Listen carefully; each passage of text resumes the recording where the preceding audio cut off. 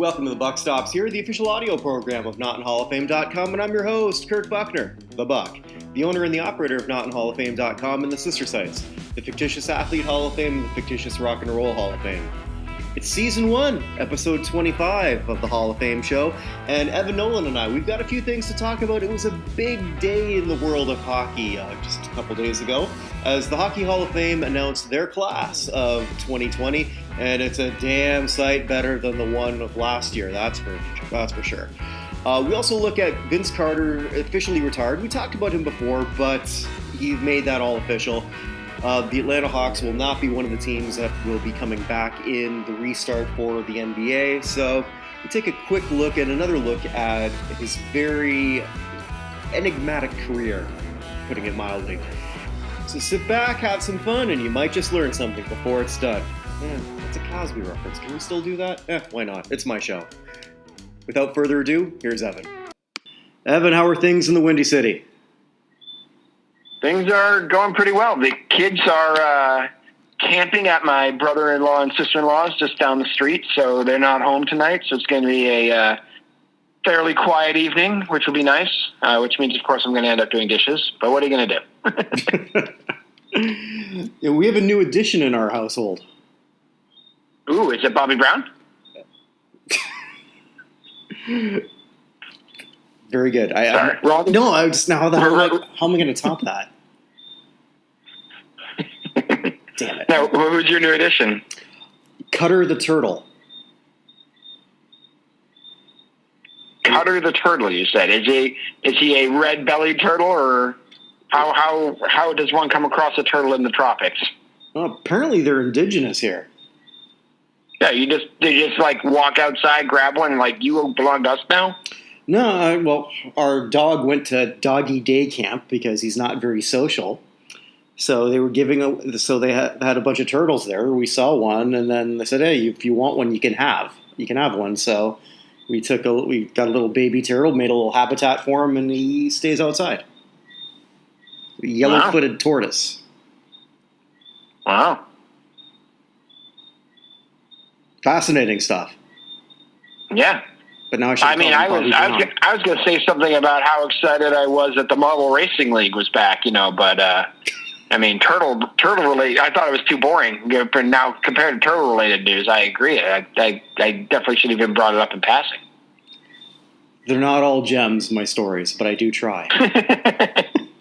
Well, to be fair, I did actually, the Marble Racing League started last weekend, and I actually did watch the opening. It's the Marble Games, actually. I watched the opening with my Rangers t-shirt. That's right. I have a t-shirt for a Marble team. So. Do you really? I do. Awesome. And I ordered it in advance of this. So I'm a fan of the Rangers, which, of course, is the orange team. I was a little worried we weren't getting through qualification. It was tough. We ended up towards the bottom, but we still qualified. Only top 12 teams made it. We finished like 10th. That's fine.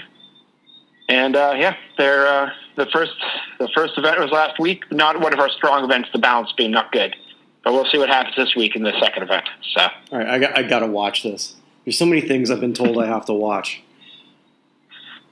Just go for it. It's an easy rabbit hole to go down, and you'll be shocked how into the different Marble teams you're going to be getting. I have a dislike of the Savage Speeders that rivals my dislike of the New York Yankees. So. Savage Speeders, I love it. Yes. This is the fifth Marble Games. So the reigning champions are the Raspberry Racers. But the Midnight Wisps, the Rangers, and the Savage Speeders are the four previous champions, along with the Raspberry Racers. So it's they had the opening ceremonies and everything.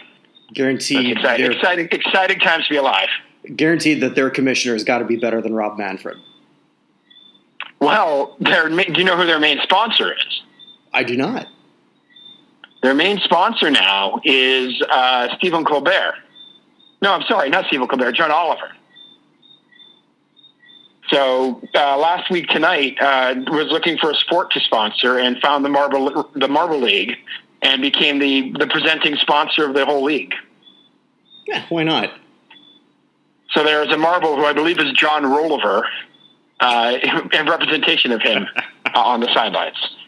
Love it. So there we go. There's marble racing. And there's some other sporting event that happened that made some Liverpudlians excited. So yes, Liverpool. They did. Yeah, they clinched the EPL. That's the one thing, though. I always thought the EPL sort of gets wrong in a way. It's kind of anticlimactic now the rest of the year. Well, that's true and false. It's true that it's anticlimactic as to who won, but the good news of the EPL is there are always other things to play for. Because, let's just take Major League Baseball. At this point of the season, even if had the season started on time, get to the end of June, early July, and there's already 4 teams or 5 teams that you got 2.5 months of nothing to play for. With relegation, the games at the bottom become exciting, and then with the spots in Europe, whoever finishes 2nd through 5th is also important as well. So you can go into major things. So it's going to be kind of boring for, teams like Everton, which are, down in 12th or 13th, who are probably not going down and probably not going up. But the rest of the teams usually have something to play for, either to avoid going down a division and losing millions of dollars, or the ability to go up into Europe and get the opportunity to play for millions of dollars on a bigger stage.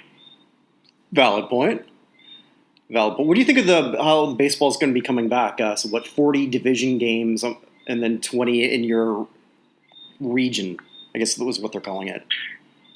I'm glad that they decided not to implode.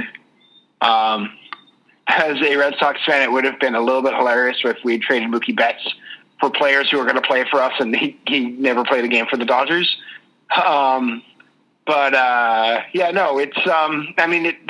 Every league is doing the best they can do, honestly, at this point. It's going to be interesting to see what happens. We had 2 members of the Sacramento Kings test positive for COVID. We've had members of the Rays. We had a member of the Red Sox test positive. So it's going to be interesting to see if they're actually able to keep these leagues going. Given what they had and the fact it didn't seem like they're going to be able to get anything together, I'm glad they got something going, even if it's only 60 games. And how many teams make the playoffs? I missed it. I knew it's expanded, but how many teams make it? I don't even know. We'll look that up when we talk. What do you think about what they're doing? What do I think about in Major League Baseball with the 60 games and the way they set it up? I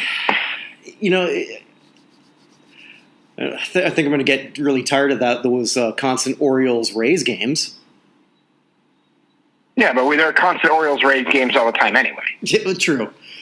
I'm just happy it's back, in whatever form. I'm going to miss the DH, the lack of DH in the National League. I think that's done. I don't think that's ever going to come back, unfortunately. It's one thing that I really liked about that cute little quirk of baseball between the 2 leagues. But, and yeah, I get the point of, what was it? The average pitcher was, I think, batted, what did they say, 125 or something like that? So it's not like we're missing a whole lot, but it's just a little cute thing about the game. I loved it. Yeah.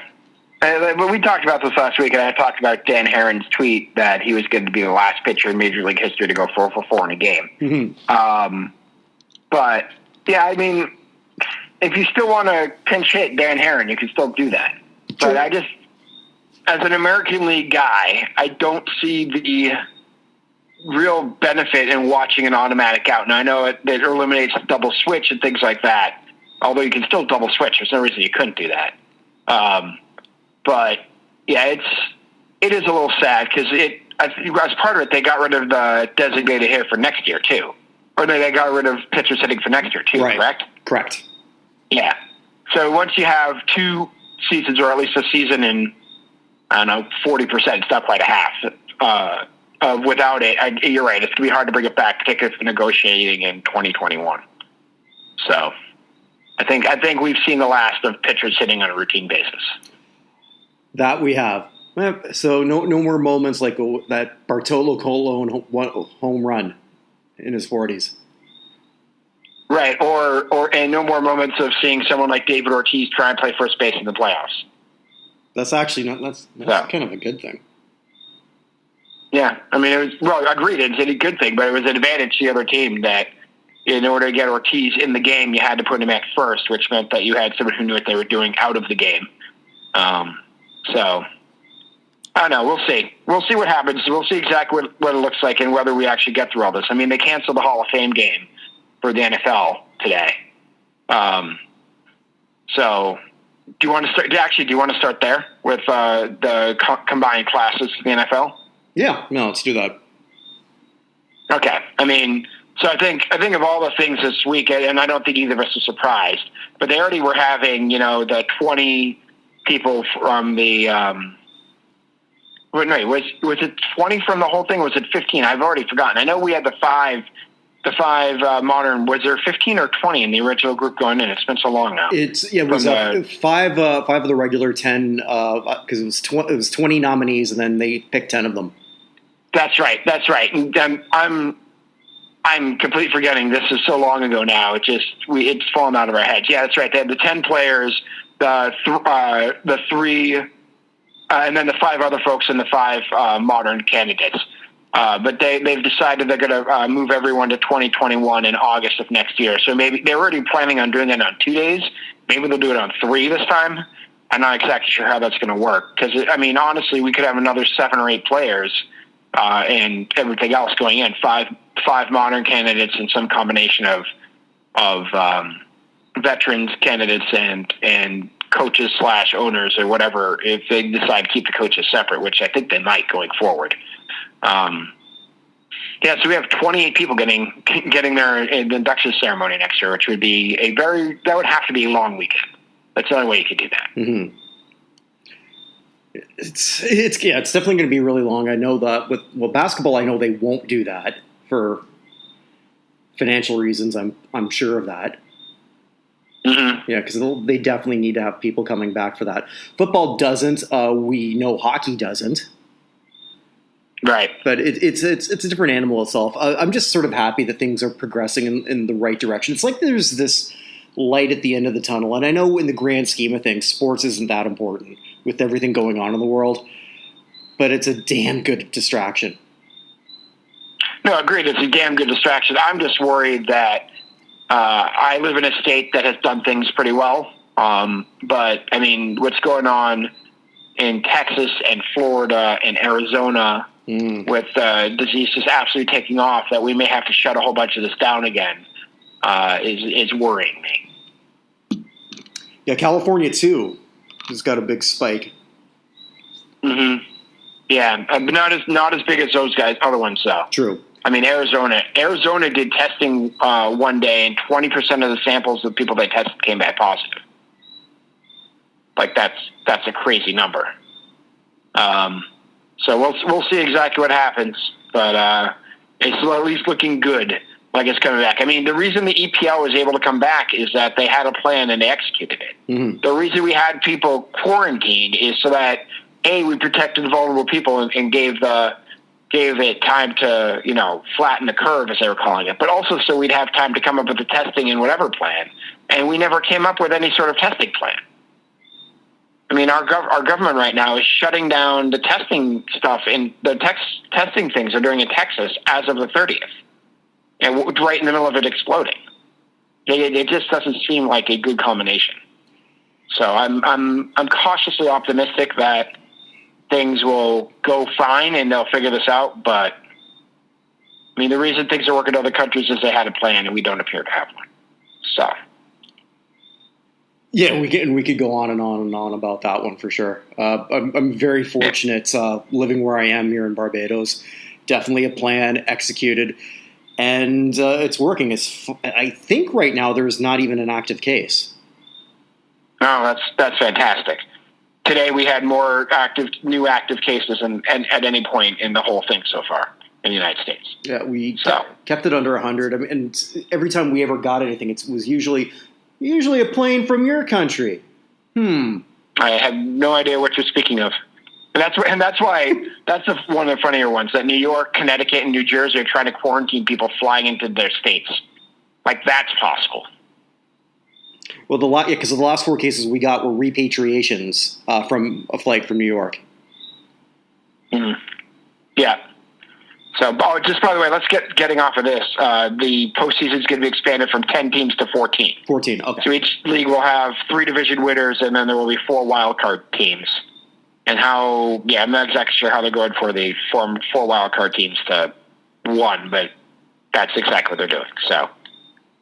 So my Jays have a chance. They're still not eliminated yet. They're not. They have a long way to go alphabetically, but they are not eliminated. God damn it! I hated when you pointed that out. I really did. When the Red Sox got passed during the Dan Duquette era, he said that the Yankees were behind us and then they passed us and took off. And Dan Duquette said that the Red Sox spent more days in first place, so that should count for something, even though the Yankees went and won the World Series. No team spends more days in first place in the American League than the Baltimore Orioles. So usually off seasons, but there are more days in the off season than the season. Baltimore Orioles. So. Oh, actually, that could be another sort of. Oh, I got an over and under for you. Oh, good. Okay, so I'll let you set it. The Cy Young Award winner, and let's just pick. We'll just say American League because we're both our teams are American League. Mm-hmm. The American League Cy Young winner will have more over or under 9.5 wins. Well, it's got to be under. They're only 60 games, right? So 60 divided by 5 is 12. Someone could go 10. So yeah, I mean, I suppose someone could go 10-0 or 10-2. I suppose that's possible. That's a 9.5 is a definite under for me. Okay. You ought to say 8.5. Now we're getting closer to even for me. What about you? I'd say under because it's so much harder to record a win. Right. It's really easy to pitch really well and not get any sort of decision because of how much bullpen usage there is. Mm-hmm. Oh, and also with no DH, I mean, you're going to be loading with more pitchers too. Right. Or no DH. Sorry, no. No pitchers hitting. Right. Yeah. So you're not going to be worried about pinch hitters nearly as much. Yeah. Well, the National League is going to actually have to pitch 9 solid innings and not 8. Mm-hmm. So. Or at least 8 1/3. I would say under for that. I would say the winner is probably going to be 8 or 9 wins. I think 9.5 is too many. Too many? Okay. All right. Just wanted to throw that out there, see what you thought. Should we start with the main event, or should we just sort of build up to it? Yeah. Well, let's start with the main event. Let's pat ourselves in the back a little bit. Yeah, we did pretty good in our predictions. So the Hockey Hall of Fame class is announced for 2020, done by Lanny McDonald. Did you see the announcement? I mean, if there's a Lanny McDonald doing anything, I will watch it. So yes. Yeah, just like when he took off his mask to announce it, I just sort of thought that his mustache could have enveloped the entire thing. I don't know that he necessarily needs a mask with that awesome mustache that he'll always have. A few years ago, like I told you, I used to do mustache countdowns in November because my dad had prostate cancer when he was one of the first people diagnosed with the PSA test. But I did the countdown for the best mustaches in sports, and Lanny McDonald won, going away. So, beat who's number 2? Raleigh Fingers? I'd have to go back and remember. I could look that up, actually. Facebook allows us to do that, but I'd have to go back and check. So, yeah, Lanny does that when we know right away. It's Iginla.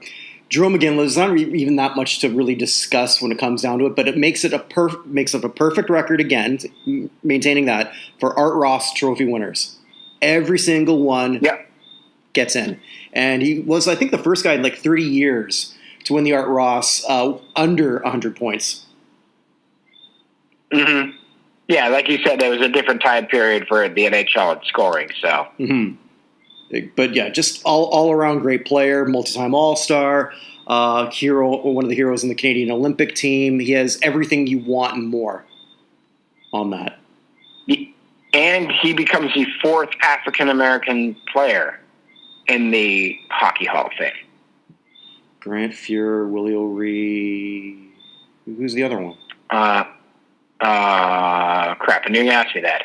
Because they were talking about him taking pictures with Grant Fuhr when he was a kid. Hold on, he's the 4th. Give me 1 second. Willie O'Ree and the women's hockey player Angela James. Oh, yeah, that's right. That's right. So, but I mean, he's the 3rd player on the men's side ever to be inducted, and honestly, only the 2nd based off of his actual playing abilities and his score. No offense to O'Ree, but O'Ree was elected as a builder for what he represented more than how he did on the ice. Yeah, but actually, they didn't put him in as a builder. They put him in as a player. Okay. Are you sure about that? Yeah. No, he was chosen as the builder category in 2018. Willie O'Ree? I could have sworn he was in as a player, because I remember thinking that was a little off. Hold on. I will double check. 18 hockey. Regardless, O'Ree belongs. Yeah. No question. Mm-hmm. So let's just see here. Willie O'Ree. And while you're doing that, I mean, like, he was inducted in the builder category. Oh, okay. So, yes. So, but anyway, I mean, the fact that Iginla is African American is pretty much an afterthought. I mean, I don't think that anyone.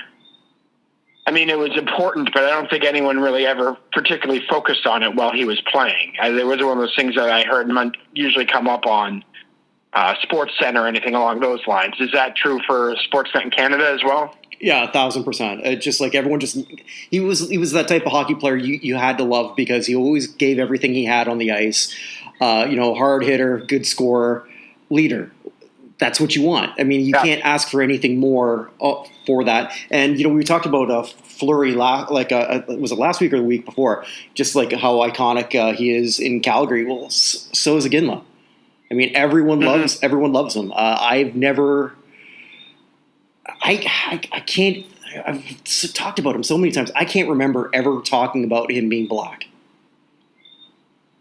Yeah, probably. I mean, that's what I was saying. That's not something that comes up, but I think it is important to mention as part of his going in. But we said this 2 weeks ago. Like, the question was going to be Jerome Iginla and who getting in. There was just absolutely no question. He was a first ballot Hall of Famer. He was one of the most dominant guys in the ice. He was at the Bruins for 1 year, and I thoroughly enjoyed our 1 year at Jerome Iginla towards the end of his career. No, just an absolute beast on the ice, tough guy, good teammate, and absolutely an incredible scorer and hockey player all around. So very well deserved. Absolutely. And, it's also, too, I think when there's a lot of people looking, and we did mention his ethnicity, this isn't a token induction. Like, no one can even look at that. No one can even think of that. And it's just a great hockey player. That's it. Yep. Yeah, I mean, absolutely. He has two Olympic gold medals with Canada. He assisted on Sidney Crosby's golden goal in that Vancouver games. Won the IAHF World Championship. Gold of the World Cup of Hockey, World Junior Championship. The only thing he doesn't have is a Stanley Cup. Right. But he's done pretty much, short of that, he did pretty much everything he could do in the game. Yeah.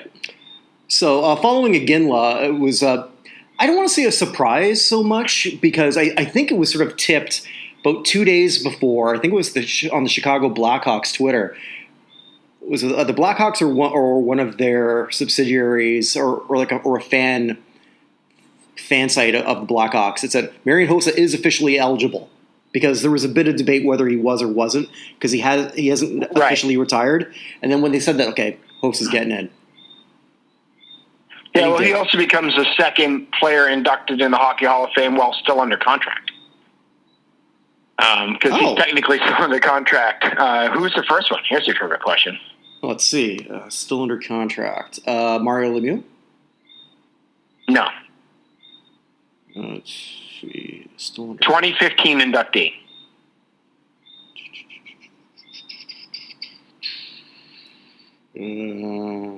Joe Sakic? No, he was no, Chris Pronger. Put you out of your misery. Okay, yeah, thanks. Chris Pronger was still under contract when he, because he signed that huge contract, then got injured and couldn't play. So he was inducted, still under contract back in 2015. So I always thought that he'd be the last one that would have to, but Hossa becomes the second one. And I would like to point out that he was my wild card selection. Mm-hmm. Yes, he was. So I didn't think he would get in this first year, but I thought it was, like I said, I went and listened to our predictions again before this. I actually did some research on what we actually said. I know, it's fantastic, huh? But as I said then, Hossa was an interesting case because he was so needed, particularly towards the middle part of his career there. He was just on the team going to Stanley Cup finals every year, and he just kept switching teams. But a heck of a defensive winger, had over 500 goals, and just a great all-around hockey player. And like I said, I think we're both surprised. To a certain extent, he got in his first year. I don't think we're surprised he got in. I wasn't sure he was going to be a first ballot, but here he is, and I think he's a deserving member of the Hall. Yeah, I agree. He's a deserving member of the Hall. I don't see him as a first ballot inductee, but whatever. Once you're enshrined, I suppose it really doesn't matter when you get in. Although I'm sure there's a lot of Hall of Famers who will disagree with me on that. Yeah, because I kind of wonder if he took the spot of Alfredson, who got pushed back again. Yeah, it's interesting because you and I were both convinced Alfredson was going to be getting in. Although I had my statement that I thought that he wasn't the next person I would put in. Thought there were other people who had just as good, if not better, arguments. But all the people I thought had just as good, if not better, arguments, none of them got in either. Yeah. So it was, it's interesting to see it was Hossa and not Alfredson. But Hossa's got cups and Alfredson doesn't, and I don't know if that has any bearing on the difference between the two. Well, if we've got to go cups, then I guess we got to look at Kevin Lowe, 6 Stanley Cups. Oh, man, you're getting much better at these transitions. Well, that's this time. I'll screw it up later. I promise. Yeah, Lowe had been waiting a while. I was still in college when he was first eligible. He won 5 cups with the Oilers, and he won a 6th with that 94 Rangers team, who I believe hockey historians state is the only team that's ever won Stanley Cup. But yeah, I mean, the man has 6 cups, and was an important part of each one of those 6 teams. So like I said, he's been eligible since 2001. What are your thoughts on Lowe getting in? Minor surprise, because I think sometimes with hockey, you can get in as a player, you can get in as a builder, but you don't. It doesn't do what the Basketball Hall of Fame does and allow you to enter both ways. So I wonder if his work as a coach and GM sort of padded his overall case, because he enters as a player, but you can't tell me that the 18 people in that Zoom call, because they weren't able to meet together, that stuff doesn't come up. Yeah. I mean, he's the 8th person from that dynasty to make the Hall of Fame now. I'd say the last, unless Andy Moog gets in. Yeah, Moog would have to be the last. I can't imagine they have pretty much everybody covered. But yeah, I did like his quote that he said. Did you see that when he got inducted? No. Or that he found out? What did he say? He said, "It was always my dream to win a Stanley Cup. I never dreamt of the Hall of Fame. I guess I should have expanded my dreams," which is a really cool thing to say. I really like that one. Nice. Let's give you some credit, by the way, too, on your selection there. The prime number person on your list from the 30s I should have picked instead of number 31, Bobby Smith. Yes. Number 37, Doug Wilson. No, Kevin Lowe was 37. Oh, Kevin Lowe was 37. I apologize. Well, I should have picked 37 anyway. I meant that said 31. But anyway, go with Doug Wilson. Yeah, Doug Wilson. That was my surprise pick. I don't know why I sort of thought it was going to be him. It was just sort of like a hunch. I've been seeing his name come up lately from different publications saying how it's time for Wilson to get in, and he should. So that brings him now. So I look back on this. So now there's only one Norris Trophy winner who's not in the Hockey Hall of Fame. Who's eligible, of course. Yes, who's eligible. How long ago was it? Because I don't know off the top of my head who it is. He won I don't remember exactly what year he won. It was either like late 70s or early 80s. Played for about 20 years, became a coach later. I should know who this is, but I don't. Randy Carlyle.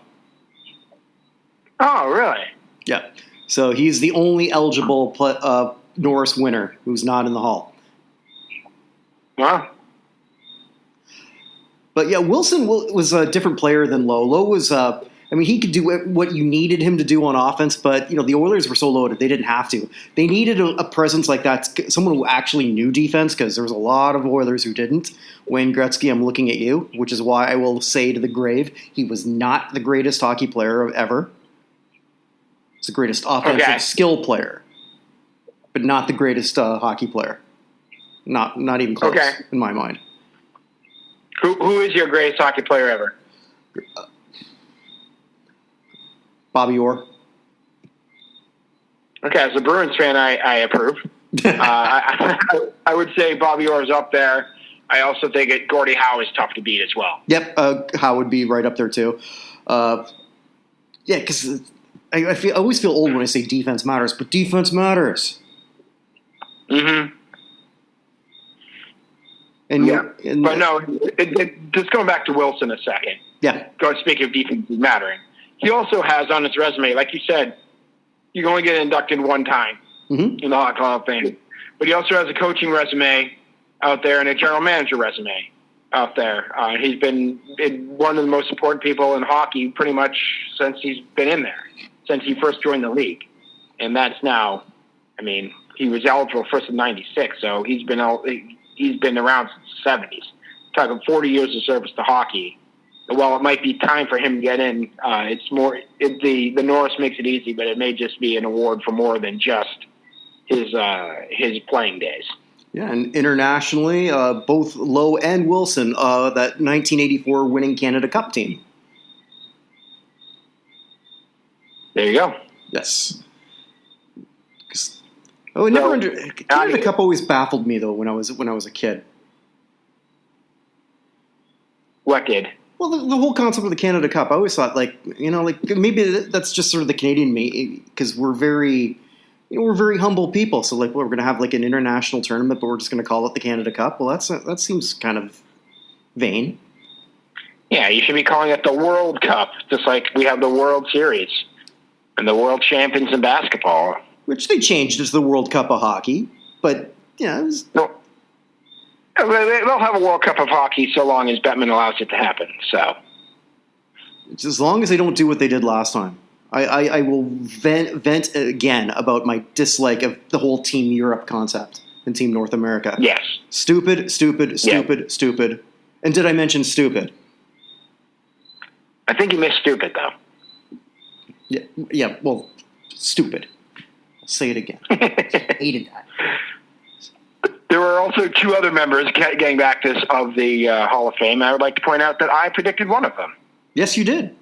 I was wrong in mine. Go ahead with that. Yeah. I told you they're going to put a goalie in. I just couldn't figure out which one, and so I went with Kim St. Pierre because I didn't think there was a better choice out there. She has the most appearances and wins as a goalie for the Canadian women's national team. She has 3 gold medals.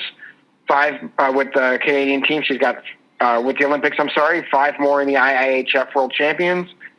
She's only one of 3 women to win a Clarkson Cup from the old Canadian Women's Hockey League a world title and an Olympic title. So she's also the first woman to win a men's regular season game in the Canadian inter-university sports history. From McGill. McGill in 2003. Yep. Fine institution in Montreal. Yeah, I did like the fact that she was a figure skater until her parents took her to go see a Canadiens game. Patrick Waugh playing goalie, and she's like, "No, that's what I want to do." And she's a hockey Hall of Famer, and congrats to her. It seemed to have worked out. And when it comes to women's hockey, there's literally nothing else she could have done. Like, there's nothing else she could have won. No, there's nothing else. Nothing else. Incredible player, and congrats to her. And yeah, the only sad part is I got my prediction wrong, because I believe I predicted Jennifer Botterill. That didn't happen. You did, and I think Botterill is still a great choice. Like I said, she was one of my 3 finalists for when I was looking at women.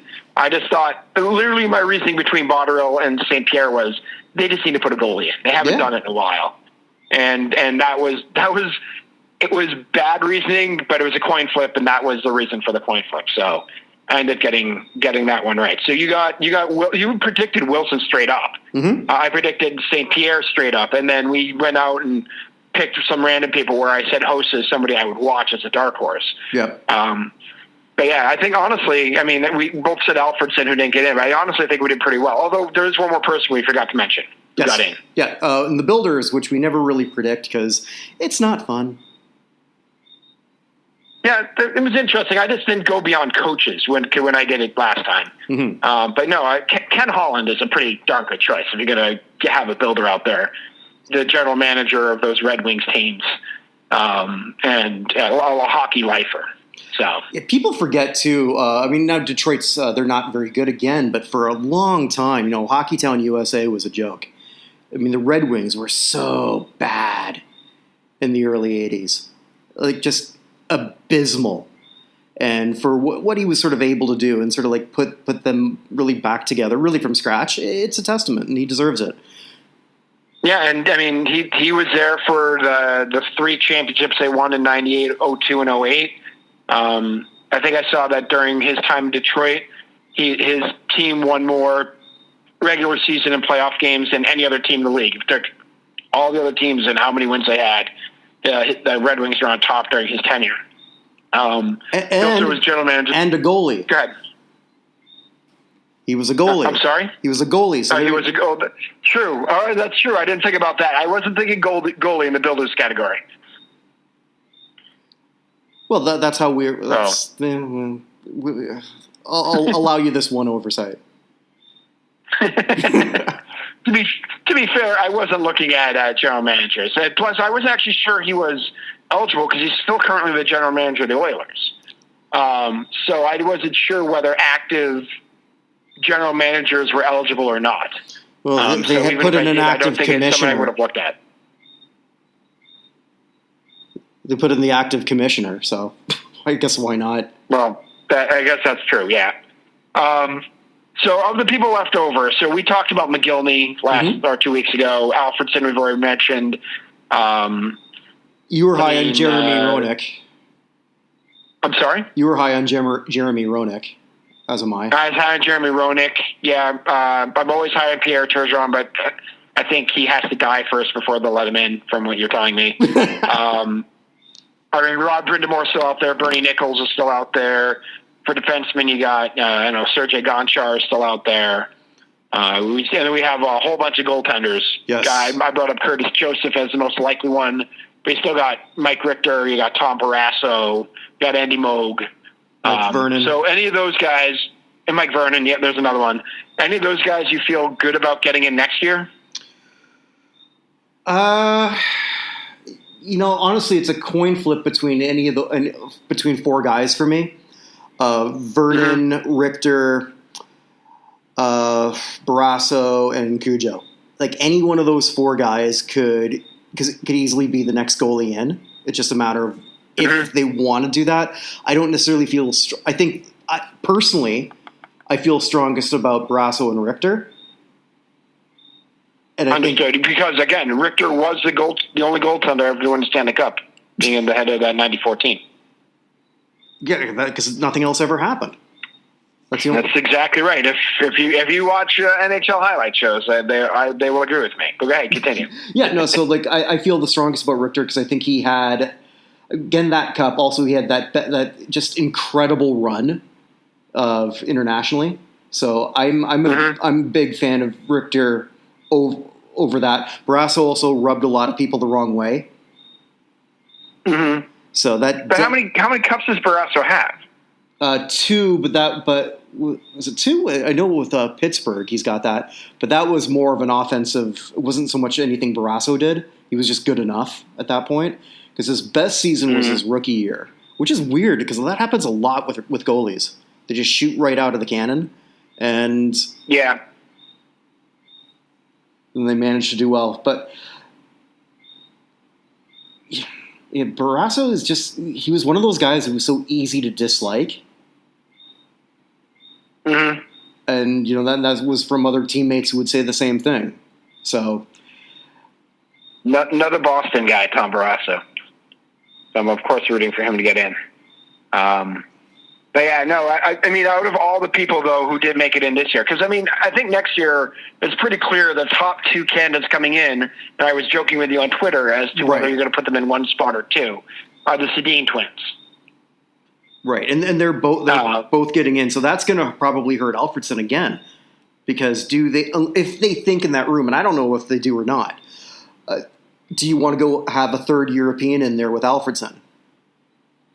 Don't know. Yeah, that's a good question, and it's also a question if they have the 2 more modern players, do they do it? They just grabbed Wilson and Lowe from, Lowe has been eligible for 19 years, and Wilson's been eligible for 24. Do they go back and look at some of those other folks who are a little bit farther back who they haven't brought in for one reason or another and give them another look? I think that's possible. I think it helps the goalies, though. But also at the same time, though, now you've got 2 spots that are already gone, when I think maximum they'll only put in is 4 on the men's side. Right, yeah. Yeah, so it's going to be the Sedin twins. Yeah, I mean, that might hurt McGillney as well. I would think so. I think that could hurt McGillney. It could help a player like Roenick, but then Roenick falls into that also category. The Hockey Hall of Fame does like to be very PC. True.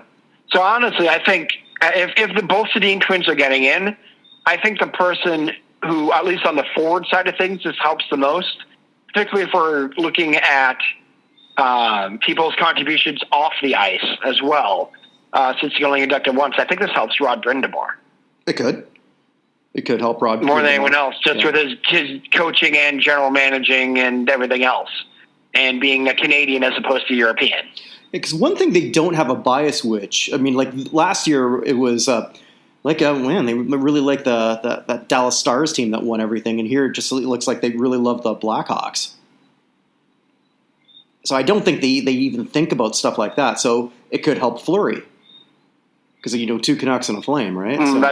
That is true as well. Yeah. Because if you also want to talk about the stuff he's done for the community. Yeah, no, that's actually a very good call right there. So, all right, so my very early predictions. You ready for this? Yeah. I'm predicting the Hall of Fame class for next year right now. Okay. I'm going to go with the Sedin twins. Mm-hmm. I'm going to take I will go with Curtis Joseph as my goalie who gets it, because I think a goalie gets in. And I'm going to agree with you. I think Teo Fleury becomes the 4th one. I'll take Botterill on the ladies' side, and I will stick with Ken Hitchcock, presuming he is eligible. It's hard to tell because if the general managers are eligible, but Hitchcock, he's still coaching. He coached last year in Edmonton. Is he eligible yet or not? I'm not sure. But if he is, he's the 3rd all-time had third in wins in NHL history. So those are my 6. I'm with you, except for Cujo. I'll just put Richter in that spot. Fair enough. We have to be different somewhere. Yeah. And besides, we're both picking a goalie, so we're most likely wrong. Yeah, no, because I pretty much agree with everything you're saying there. I just sort of think Richter. That's just I've already sort of explained why I think that, and I hope Landy's the one who does it again. Yeah, that was fantastic. Landy should do it for everybody. Oh, he really should. And it's not even so much that he's a great orator. Just like any chance you have to see that mustache, I want to see it. Yes. And now all of its silvery goodness. Yeah, I mean, it's weird to see him now. If you haven't seen him in a while, just with how red his hair used to be. Mm-hmm. Of course, those redheads go gray faster than anybody else, but is that true? He is still red hair usually goes faster than anything else to gray. I did but not know that. He is a fantastic man and a hell of a hockey player. Absolutely. So I was just looking now that Lowe is in, I was just looking at how many members of that 94 Rangers team is in. So we have Messier, Brian Leetch is in, right? Right. Is Alexei Kovalev in? I don't remember. No. I don't think so. No, he's not in. So I think he only becomes... I think he's only the third member of the team. Kevin Lowe. Because Mike Gartner's in, though, right? Yeah, Gartner was in first year. Gartner's in. All right, so that's 4.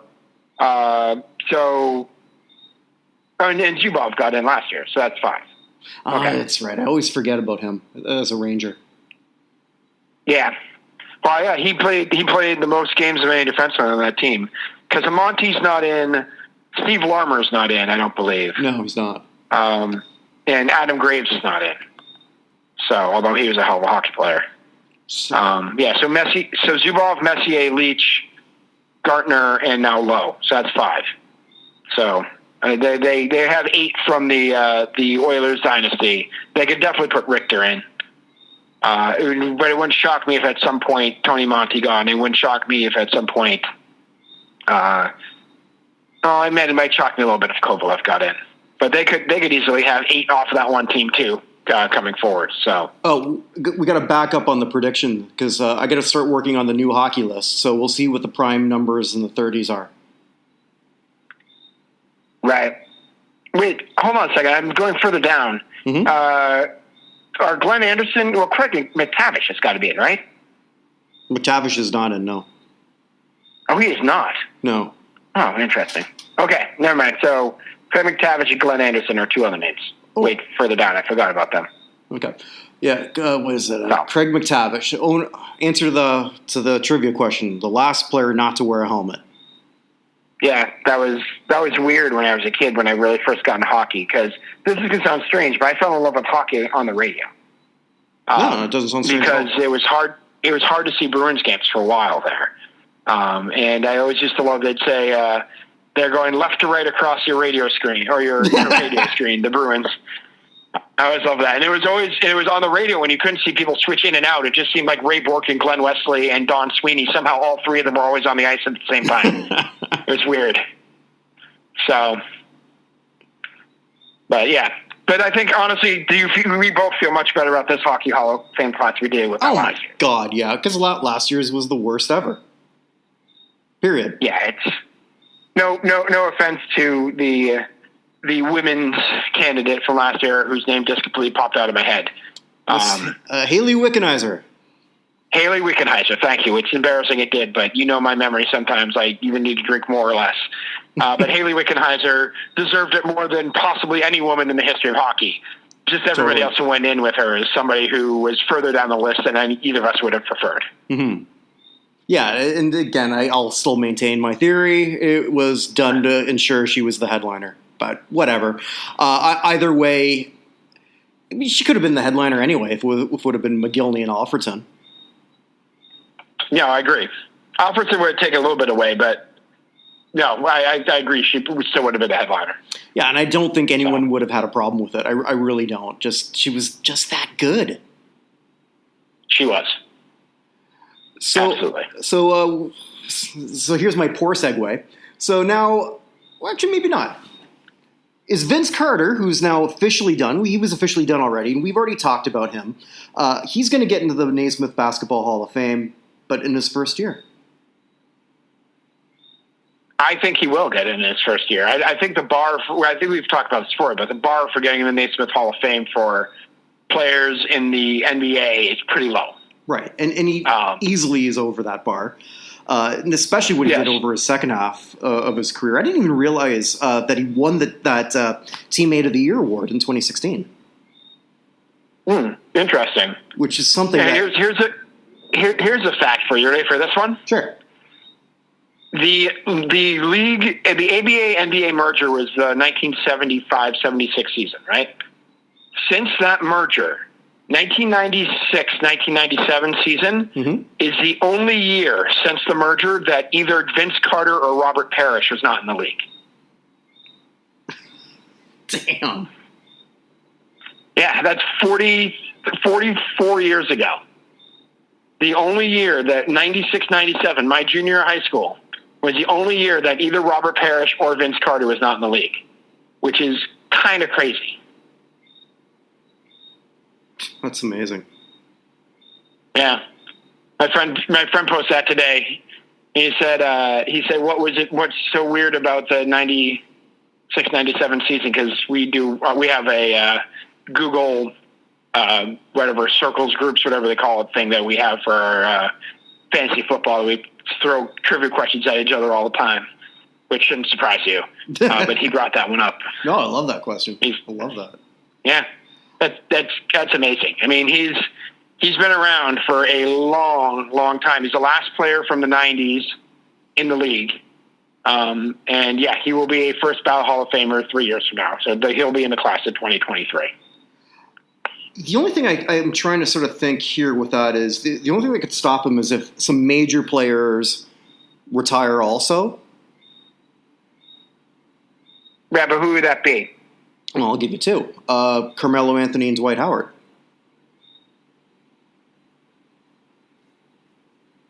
I don't think either Carmelo Anthony or Dwight Howard are big enough for them to stop Vince Carter from getting it. I don't think so either, but it's possible, and if they want to spread things around, which we've seen with Chris Bosh. True, but I don't think, first of all, I don't think Howard's going to retire.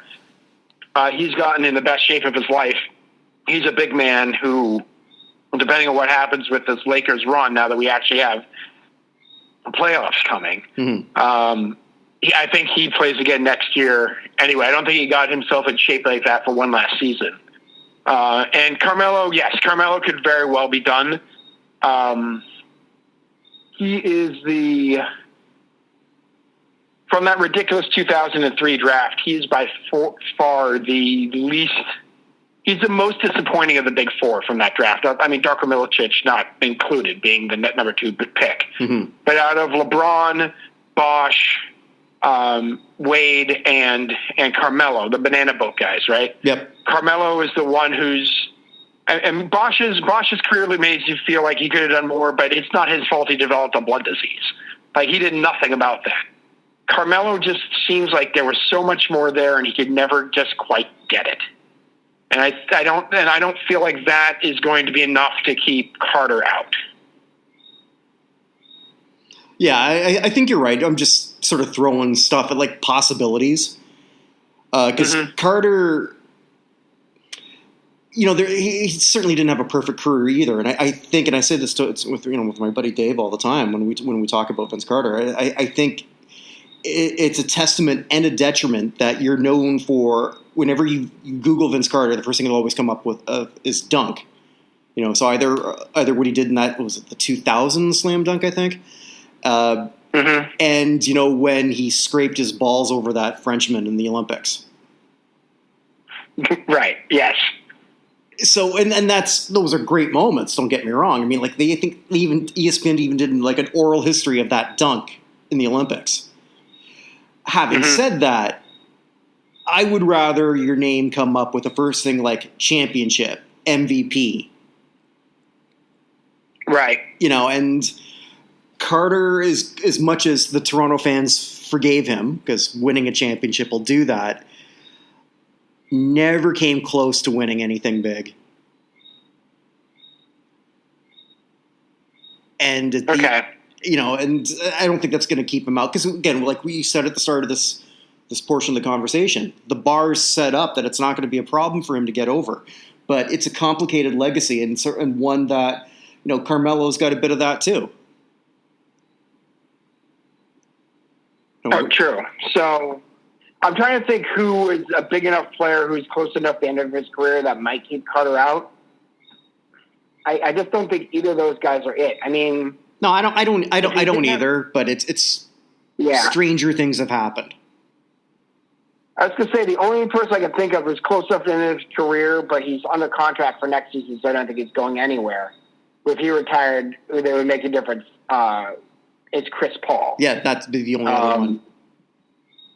Because LeBron's playing next year. Like everyone else you can think of is playing next year. Paul, if he didn't have another year in his contract, I think might consider being done, depending on the way things have gone for him. But I don't think there's any doubt that Chris Carter is first ballot. Yeah, I think that's going to happen. And again, kudos to Vince Carter, because as much as a big Raptors fan, I can sort of rag on him, and rightfully so. The way he played in the back nine of his career as super teammate, elder statesman, player coach, essentially.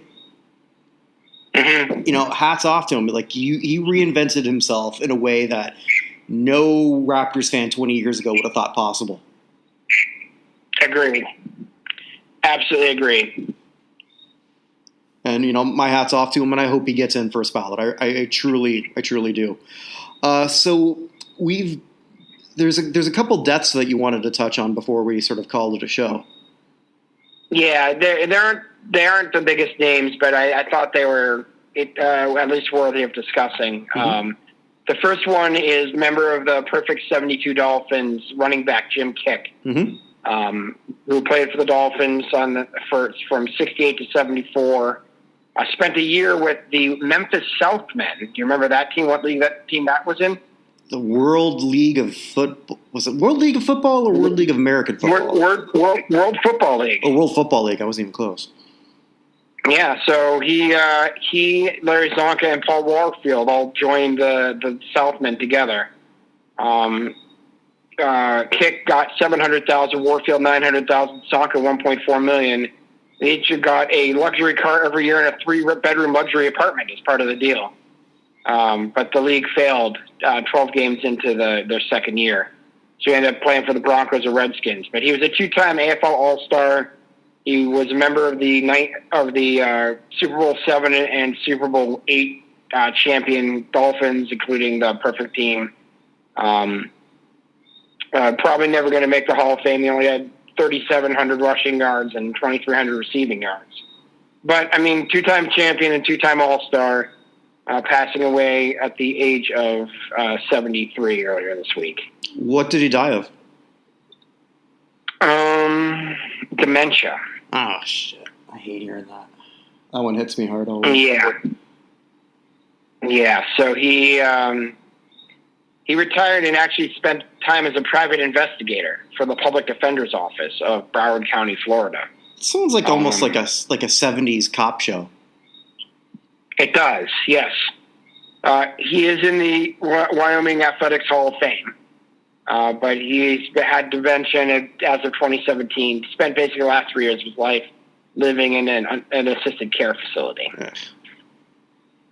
Yeah. I don't know if they're donating his brain to CT, but it wouldn't. Yeah, I was going to ask about that. And another one you wanted to mention. Just one other. It's actually a member of the Red Sox Hall of Fame. He will never be a Hall of Famer, but in any other capacity. But he was an interesting guy for the Red Sox. Eddie Casco, who was a shortstop and third baseman for the Cardinals, Reds, Colt 45s, and before they became the Astros and the Red Sox. He also spent time. He was Red Sox youngest manager and retired back in 1970 at the age of 38. He was a 2-time All-Star, which is hilarious because he was a 2-time All-Star the same year. Back in the early 60s, they had multiple All-Star games in the same season. So he was a All-Star in 61 and an All-Star in 61. But he's also the scouting director who was responsible for the drafting of Roger Clemens, Mo Vaughn, Nomar Garciaparra, and a whole bunch of other folks. So as much as scouts may not get into the Hall of Fame, even though they're super important to the game, he was a real important. He was 40 years with the Red Sox after he left playing baseball back in '66.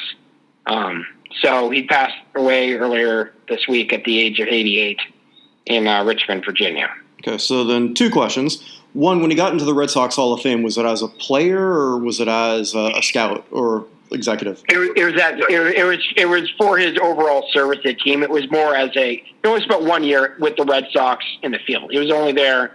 He was there 1 year short of the Impossible Dream season. Oh, okay. So it was more he started with the team in 1970 as the manager. He spent some time as a manager down in Pawtucket, and then became the scout and scouting director after that.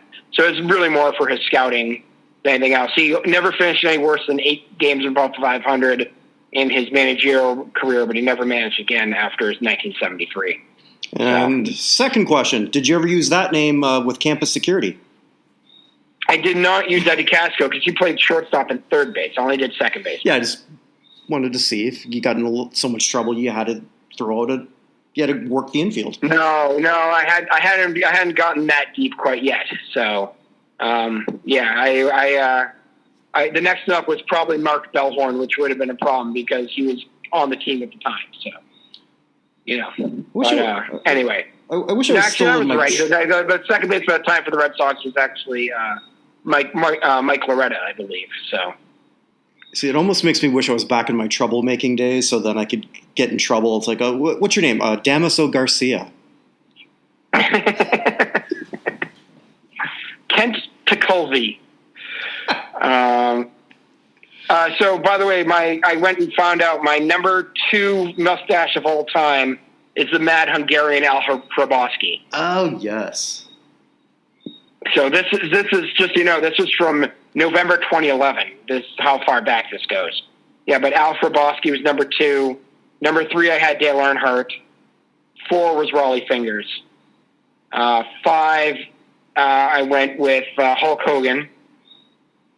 6, Mark Spitz. 7, Jack Lambert, whose mustache was made up for the fact he had no teeth in the bottom level. 8, I did Bob McAdoo. 9, Goose Gossage, and 10, Don the Predator Fried. Oh, I haven't thought about that in a long time. Who I called Magnum PI on steroids. You should see a Dan the Beast Severn. Dan the Beast Severn? I'll have to look him up. Yeah, MMA Hall of Famer. Oh, okay. It was one of those guys That's a pretty good mustache. Yeah, no, it is. Just also, and then later on, YouTube how he taught, or just YouTube him in an interview. It's like, how does that voice go with that face and body and how he fights? It just, one of these things just is not like the other. Mm-hmm. This complete beast in the ring, but he kind of talks more like Doug Henning. Interesting. So we got to come up with a topic for next week because it might be slow again. I've got it. I've just put up the top 50 Boston Red Sox. I did see that you put that up. Yes. Yeah. So that could be something to go through. Your takes on that, and then I can go through how I sort of calculate them. Okay, that would be good to know. Yeah. So if that might be of any interest. Okay. Sure, we can do the top 50 Boston Red Sox, or if they don't want to hear us talk about Boston stuff, do you have another idea? I should have come prepared on this one here, and I really didn't. It was like my Mount Rushmore thing, but there's got to be something sort of better than that.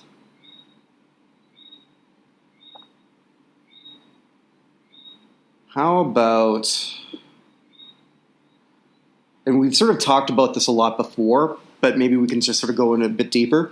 The 10 franchises that do it right with their franchise Hall of Fame.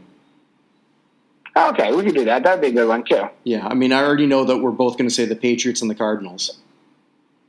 Yeah, I agreed on that. Something else we should do someday is the 20. Well, we should do our list of the 25 best franchises in the 4 major sports. Like, do that as well at some point.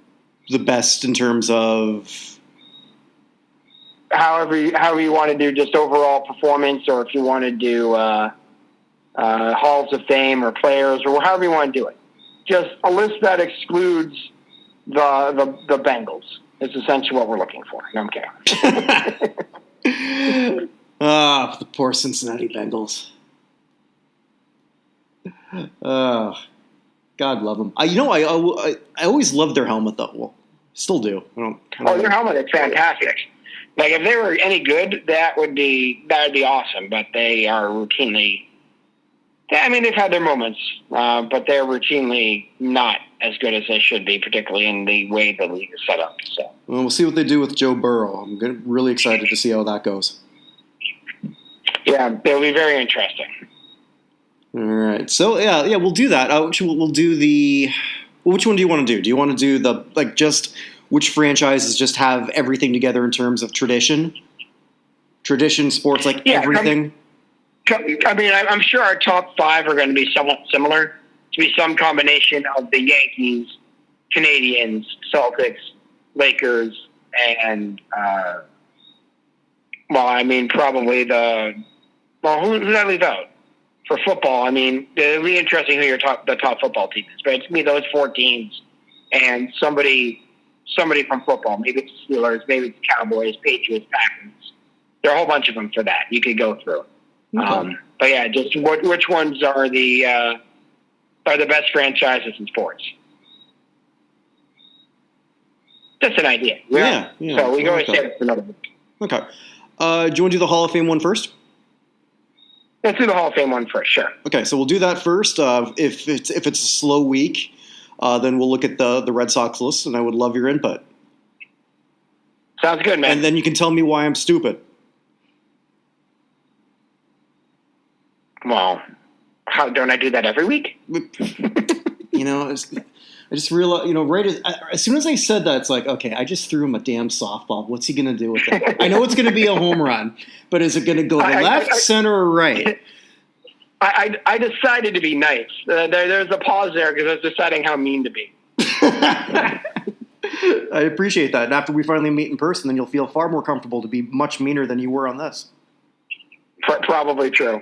Anyway, man, good talking to you. Like we said, I think the Hockey Hall did a good job, and hopefully we'll have sports to distract us coming forward here pretty soon. So. Oh, let's hope. Fingers crossed. All right, talk to you later, man. All right, take care.